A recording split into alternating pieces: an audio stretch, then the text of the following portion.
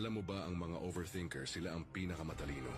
Ayon sa itim na psychology, ang mga overthinker sila ang ilan sa pinakamatalinong tao sa mundo. Una, malalim sila kung mag-isip.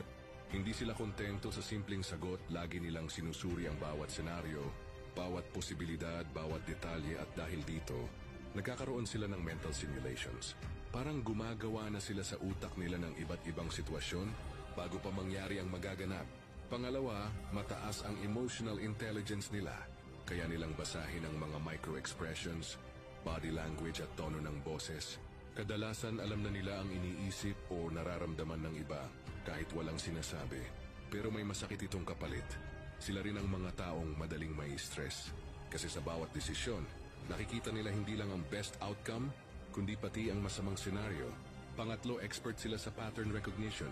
Hindi sila madaling maluloko dahil kaya nilang mapansin ang maliliit na detalye na hindi nakikita ng karamihan, mga behavior patterns, inconsistencies at kahit mga nakatagong motibo. Sa itim na psychology, ang overthinking ay isang defense mechanism din. Isang paraan para protektahan ang sarili laban sa pain failure o betrayal. Kaya sa susunod na sabihin mong, grabe overthinker ako, wag mong ikahiya. Baka hindi mo lang alam gift mo pala yan.